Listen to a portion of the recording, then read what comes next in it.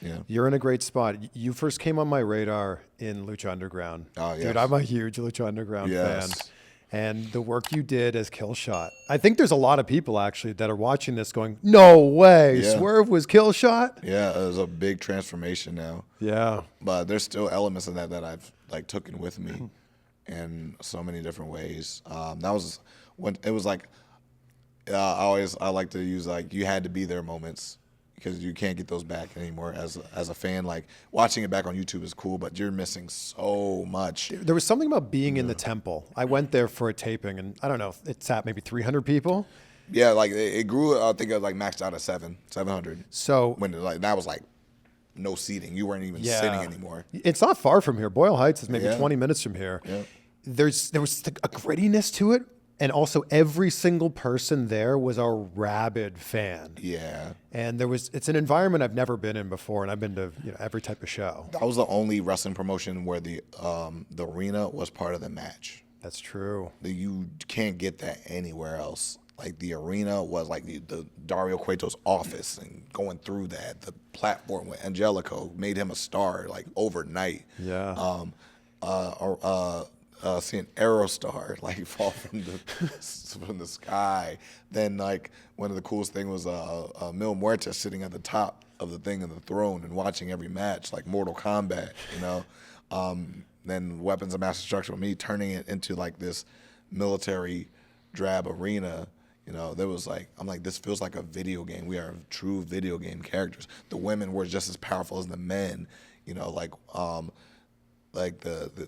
they're not tag teams. There were trios. There was like murders that were happening off camera, like out of the ring. There was sacrifice. There was resurrections. There was time traveling going on. Then there was like another like Godfrey came in. The actor Godfrey, comedian Godfrey came in, and he was like, he was a fixed character in the show as this top boss that Dario answered to. Yeah. Dario died, and this grandfather. It was like, man, you had to be there. And so many people came through Lucha Underground. Yeah. Like when you look at the list of people who spent some time there and are now elsewhere, whether it's in AEW, WWE, Impact, I mean, the list is long. It's really big. Yeah. At the time, we had the most unique roster in wrestling. Yeah. Like men, women, teen, like mass luchadors, American, African American, Mexican, Australian, like you name it, like Canadian, like they were on fire, and that's like that competition made me who I am, made me have to step up and find who I was as Killshot.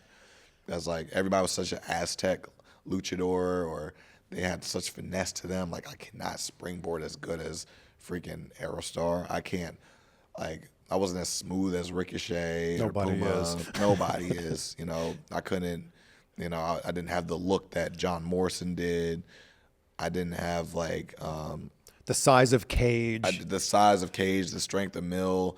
Like I didn't have like the comedy that Willie Mack had, and then I also didn't have like I would say like the that moniker, the Penta Zero Miedo. I didn't have that as Killshot. So but everybody had something. everybody had something. And you had something so unique to you at that time. But I had to find it, and I had to honestly be honest with myself. I'm like, I can't compete with those guys at what they do. What they're the best at doing. Yeah. I can't compete with that. So what can I offer that they can't? Well, militant. I actually was in the military. Okay, I'm actually a human, a real person. I'm not like a dragon or this or like a resurrected phoenix. I'm not any of those things. So I'm human. I can die. I can get hurt. But I'm also a lethal human that I've actually killed people as the character. How do I, okay, so now start like, okay, now let's gather my tools. Let's like really start like, it's like, okay, it's like rationing. Like, okay, I'm out in the middle of the woods. I don't have a tent. I don't have the RV. I don't have that. What do I have to survive? And I really started just finding ways to like, okay, gather this. And then I was paired with Marty the Moth.